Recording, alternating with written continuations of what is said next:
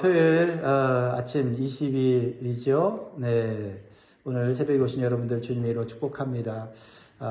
또 한 주 동안 또 하나님께서 우리 지켜줘 보호하셨는데 하나님께 감사하면서 우리 서로를 축복하면 좋겠습니다. 여러분, 당신의 기도는 반드시 응답됩니다. 인사하겠습니다.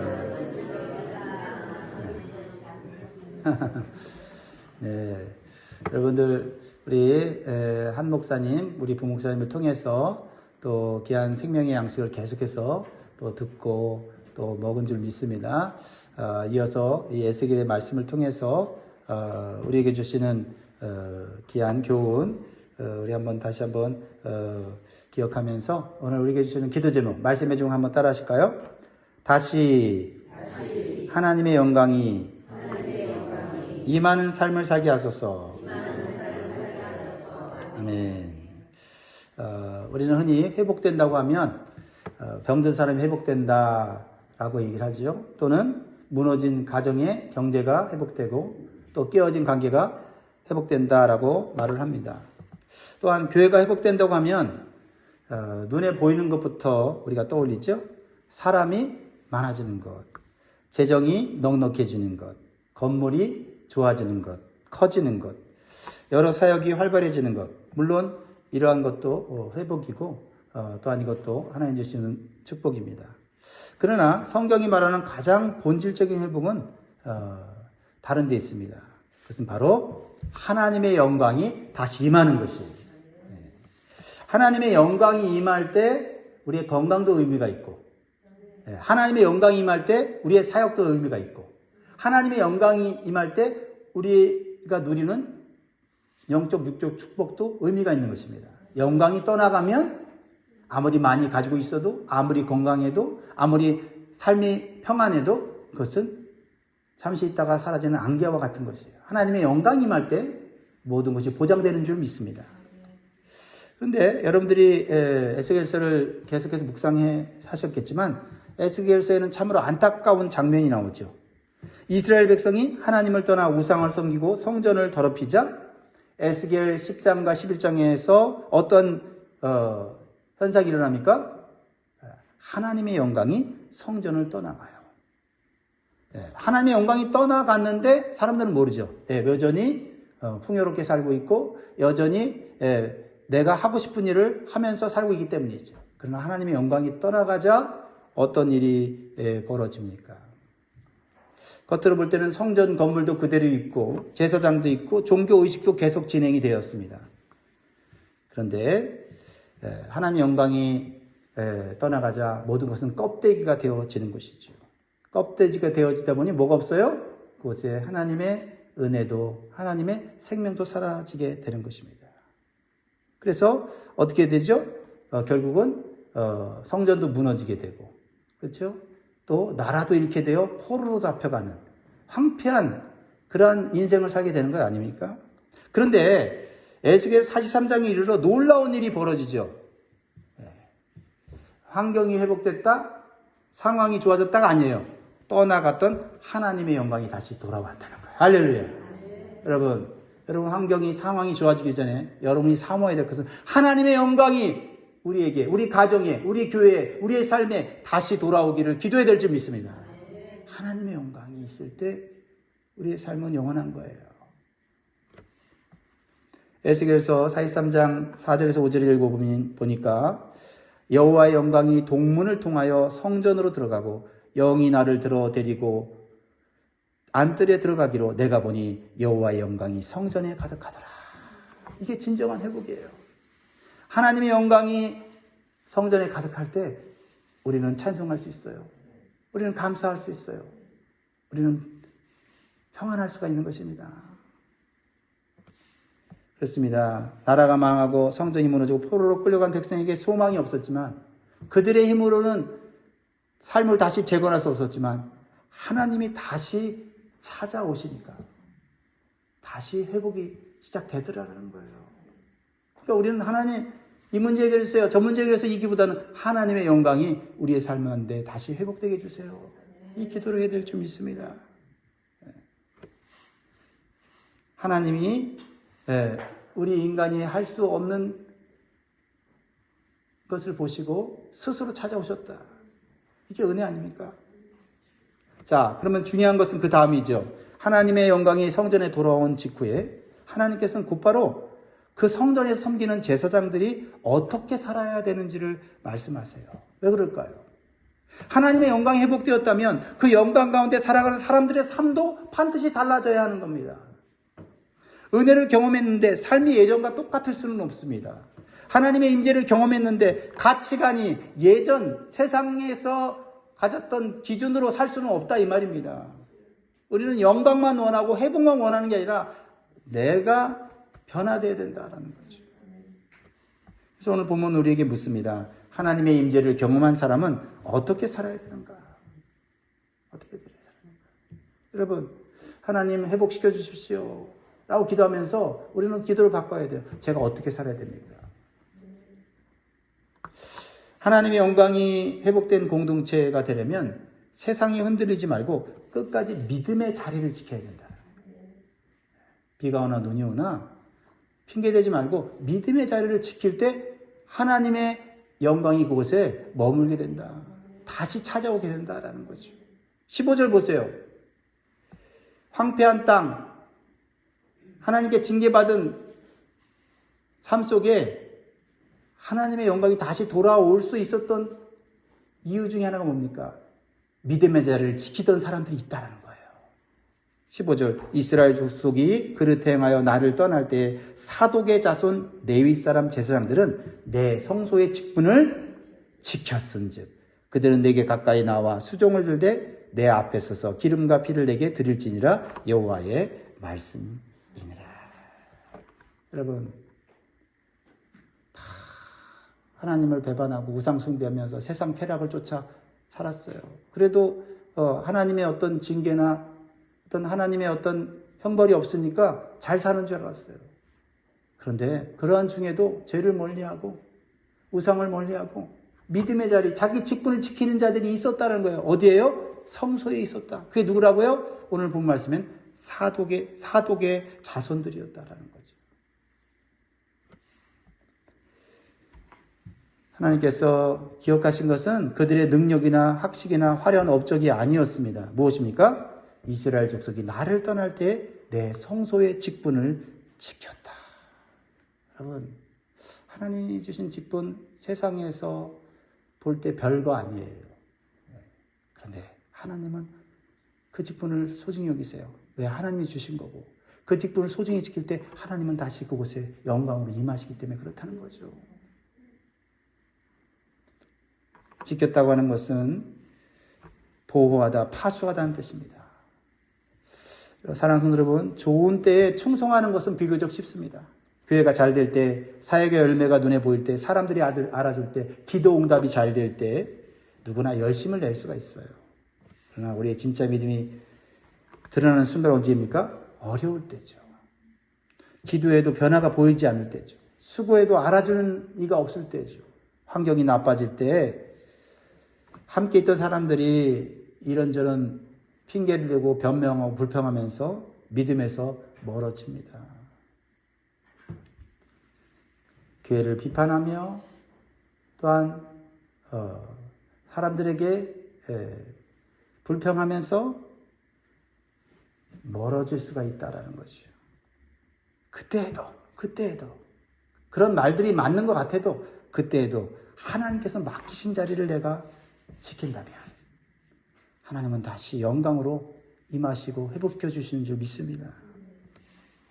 여러분, 등대지기를 여러분 생각해 보세요. 여러분, 등대가 정말 필요한 순간은 언제일까요? 하늘이 맑고 바다가 잔잔한 날이 아니지요? 그런 날에는 등대가 없어도 배들이 알아서 길을 찾아가요.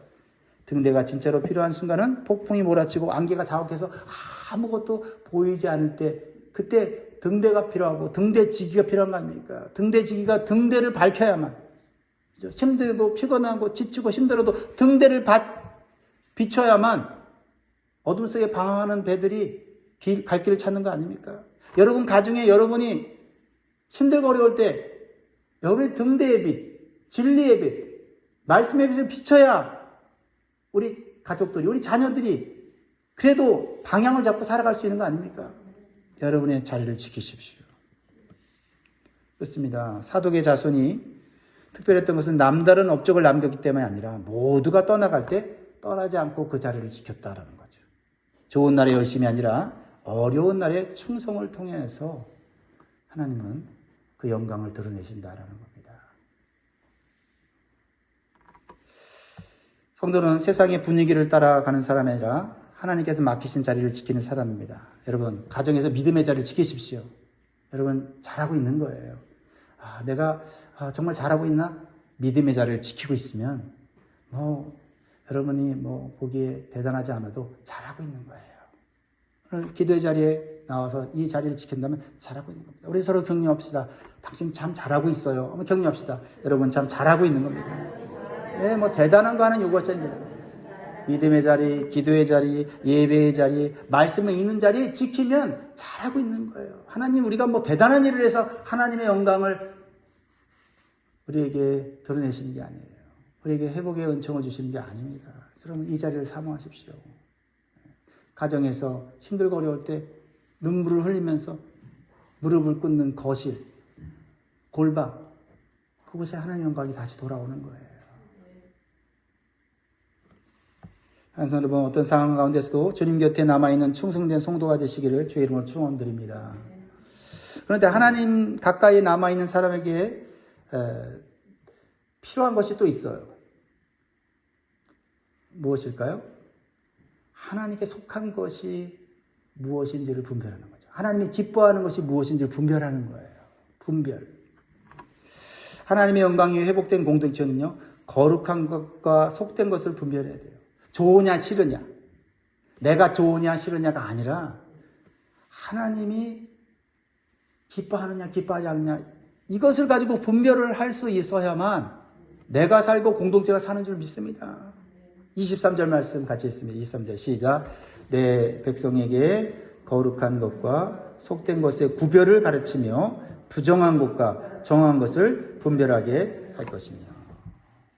오늘 본문에는요, 조금 낯선 규례들이, 오늘날은 낯선 규례들이 이루어지죠. 제사장은 베옷을 입으라, 양털 옷을 입지 말라, 머리를 완전히 밀지도 말고 지나치게 기르지도 말라, 성소에 들어갈 때 포도주를 먹지 말라, 먹는 것도 구별하라.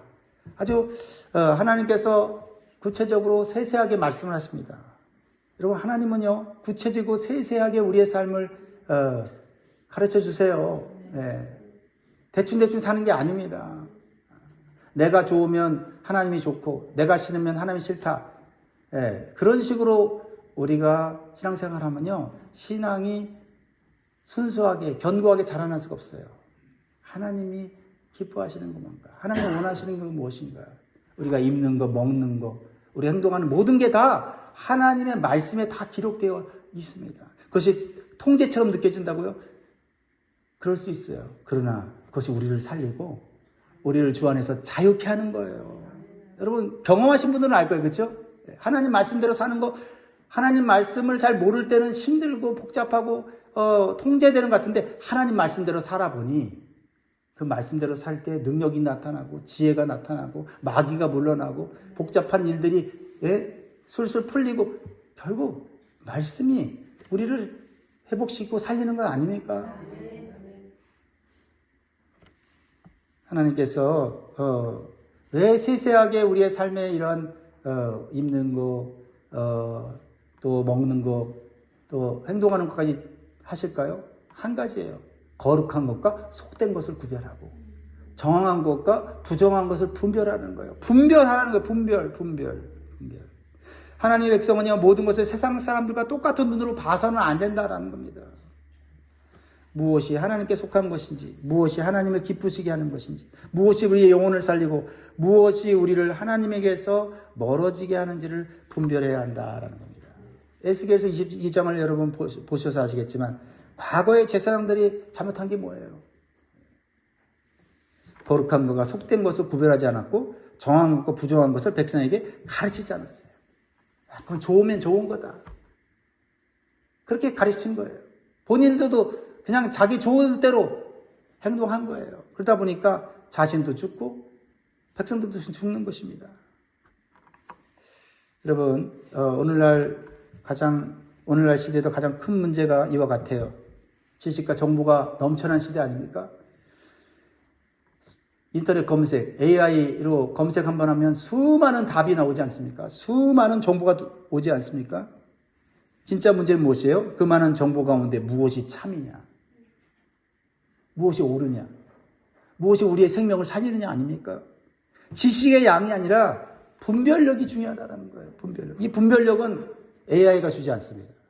여러분, 제가 AI에 대해서 지금 많이 공부하고 있는데 AI가 가진 유용성이 있어요. AI가 가진 위험성도 있습니다.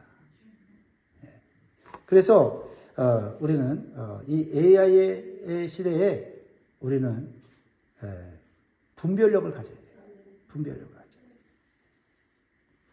세상은 말합니다. 네가 좋으면 좋은 것이다. 네가 행복하면 옳은 거야.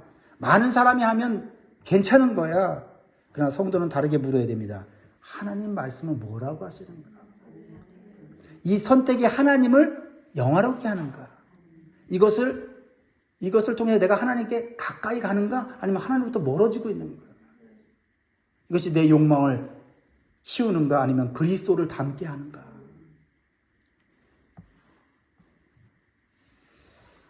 그렇습니다.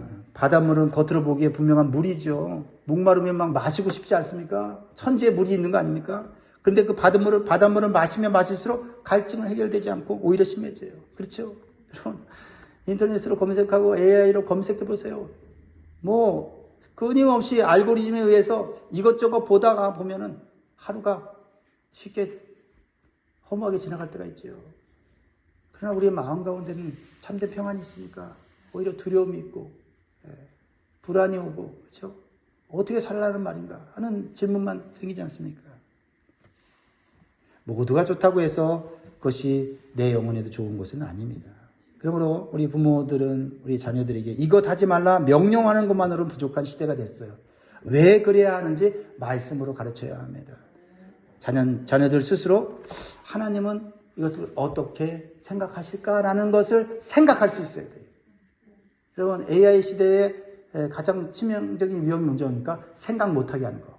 그냥 질문하면 답을 주지 않습니까? 여러분, 그러나 하나님 우리에게 생각하는 능력을 주셨어요. 말씀을 묵상하고 기도함으로써 우리의 생각이 하나님과 일치되어야 돼요. 이것을 여러분 AI에게 주면 안 됩니다. 우리 자신에게 물어보시기 바랍니다. 나는 무엇을 기준으로 옳고 그름을 판단하고 있는가? 세상의 분위기인가? 아니면 하나님의 말씀인가? 한 손으로 보면 말씀으로 시대를 분별하고 다음 세대에게도 거룩한 분별력을 가르치는 성도들이 되시길 주의 이름으로 축원드립니다. 자, 여기서 한 가지 질문이 생기지요. 거룩을 분별했다면 그것을 어디에서 살아내야 됩니까? 바로 우리의 일상인 줄 믿습니다. 교회 안에만 살 수 없지 않습니까? 그렇죠? 교회 안에서 말씀 듣고 은혜 받고 이렇게 살면 되겠다 하고 교회 안에만 머물러 있을 수는 없지 않습니까? 하나님의 영광이 회복된 공동체는 예배와 삶이 하나가 되어야 된다라는 겁니다. 오늘 본문 17절 18절을 같이 한번 읽어볼까요? 17절 18절 시작. 그들이 안뜰문에 들어올 때나 안뜰문과 성전 안에서 수정될 때는 양털 옷을 입지 말고 가는 배옷을 입을 것이니 가는 배 간을 머리에 쓰며 가는 배 바지를 입고 땀이 나게 하는 것으로 허리를 동이지 말 것이며. 또 31절에는 새나 가축이 저절로 죽은 것이나 찢겨서 죽은 것은 다 제사장이 먹지 말 것이니라. 하나님께서는 입는 것 먹는 것까지 다 얘기하시죠. 이것은 우리 일상생활을 말씀하는 거 아닙니까? 거룩이라고 하는 것은 성전 안에서만 적용되는 것이 아니다는 겁니다. 하나님께서는 제사장이 제사 드릴 때만 거룩하고 일상에서는 마음대로 살아가는 것을 원치 않으셨습니다. 오늘 말씀 우리에게 굉장히 중요한 삶의 기준을 보여줍니다. 우리가 살아갈 때 자꾸 공간별로 우리가 살아가려는 습성이 있죠. 교회에서는 성도로 살아가고, 직장에서는 직장인으로 살아가고, 집에서는 부모로서 자녀로서 살아가고, 사업 현장에서는 사업가로 살아갑니다. 당연한 것처럼 보이지만, 그러나 이것이 통합이 되지 않으면 교회에서의 나와 집에서의 나와 직장에서의 내가 다른 사람처럼 살아갈 수 있다는 겁니다. 교회에서는 신자 같은데 집에서는 신자 같지 않을 수 있다는 거죠. 그렇죠? 교회 갈 때는 신자 같이 보이는데 직장에 있을 때는 전혀 하나님 말씀과는 다른 세상의 원리로 살아갈 수 있다라는 것입니다. 하나님 원하시는 삶이 아니에요. 예배와 일상이 하나님 말씀으로 일치된 삶을 살기를 원하시는 줄 믿으시기 바랍니다. 그렇습니다. 여러분, 성경에는 어떤 공간을 구별해서 살라고 말씀하지 않습니다. 하나님의 사람에게는 삶 전체가 하나님의 영역인 줄 믿습니다. 특별히 21절에 보면 제사장의 성소에 들어갈 때 포도주를 마시지 말라고 말씀하고 있어요. 중요한 원리는 하나님을 섬기는 사람의 정신이 흐려져서는 안 된다. 우리는 정신을 항상 똑바로 차리고 살아야 돼요. 우리를 취하게 만드는 것은 술만이 아닙니다. 돈에 취할 수도 있고요. 성공에 취할 수도 있고요. 사람들의 인정에 취할 수도 있고요. 분노에 취할 수도 있습니다. 오늘날은 스마트폰과 미디어에 취할 수 있어요. 무엇에 취하든 그것이 내 마음을 지배하기 시작하면 영적 분별력이 흐려지게 되는 겁니다. 그래서 바울은 에베소 5장 18절에 뭐라고 말씀했어요?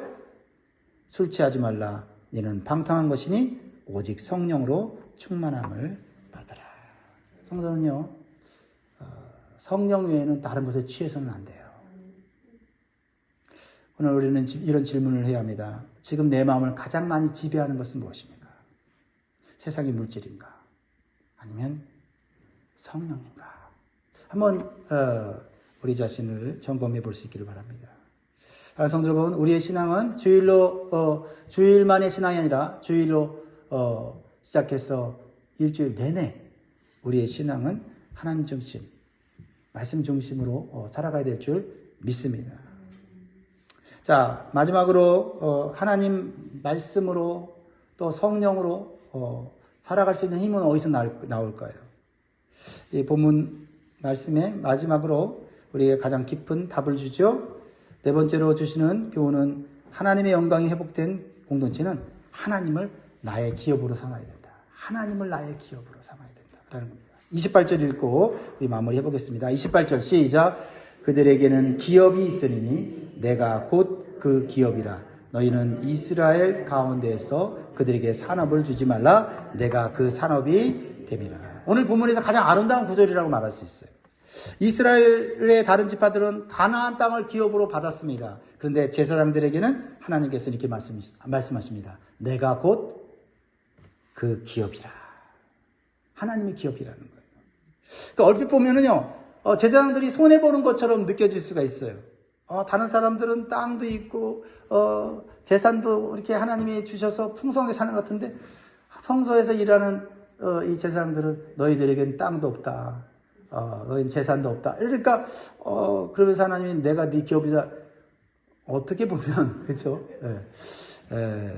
내가 손해보는 것 같은데, 사실은 모든 것을 다스리고 모든 걸 가지신 분이 하나님이신데, 그 하나님이 너의 기업이다 하면 진짜 큰 복을 받는 거예요. 그래서 우리가 기도할 때도 처음엔 하나님 이것 주세요, 건강하게 해주세요, 사업을 도와주세요, 자녀 잘 되게 해주세요, 문제 해결해 주세요, 이렇게 기도를 합니다. 이 기도가 필요해요. 우리의 필요를 아시는 아버지십니다. 그러나 신앙이 깊어질수록 기도가 바뀌어요. 어떻게 바뀌냐면 하나님 무엇을 해주시겠습니까? 라고 묻다가 주님, 이 상황 가운데서도 주님이 나와 함께 계시면 됩니다. 라는 기도로 바뀌기 시작하면 우리가 가진 것이 없어도 주님이 함께 계시면 필요할 때 채워주시고, 우리가 감당할 수 없는 일들이 눈앞에 딱 있을 때 주님이 함께 계시면 뛰어넘을 수 있도록 상황을 바꿔주시고 지혜를 주시는 줄 믿습니다. 그래서 시편 기자 아삽은 이렇게 고백했어요. 시편 73편 25절에 하늘에서는 주 외에 누가 내게 있으리요 땅에서는 주밖에 내가 사모할 일이 없느니라. 사모할 일이 주님밖에 없다. 주님만 있으면 됩니다. 주님만이 나의 기업입니다. 주님만이 나의 상급입니다. 라고 고백하는 거죠. 29절 30절에 보면 하나님께서는 제사장들이 굶어 죽게 하셨습니까? 하나님의 일을 하는 사람이 굶어 죽게 하셨습니까? 아니죠. 하나님께서 바치는 제물과 첫 열매로 제사장들이 먹고 살도록 준비해 놓으셨어요. 하나님이 다 하나님의 일을 하고 하나님의 뜻대로 살고 하나님 중심대로 사는 자들의 삶에 필요를 하나님은 다 마련하시고 제공해 주신 줄 믿으시기 바랍니다. 말씀 맺겠습니다. 사랑하는 여러분, 하나님의 영광이 성전에 다시 돌아왔을 때 하나님께서는 제사장들에게 뭐라고 말씀하셨죠? 영광만 돌아왔다고 좋아할 것이 아니라 너희의 삶도 달라져야 된다. 그렇죠? 우리가 하나님의 은혜와 임재를 경험했다면 우리는 반드시 우리의 삶으로 변화된 삶으로 우리의 삶이 나타나야 될 줄 믿습니다. 오늘도 우리가 하나님의 영광이 우리의 가정에, 우리의 삶에, 우리 자녀들의 인생에 임할 수 있도록 함께 기도하심으로써 하나님의 영광이 떠나지 않는 복된 삶이 되시기를 주의 이름으로 축원드립니다. 기도하겠습니다.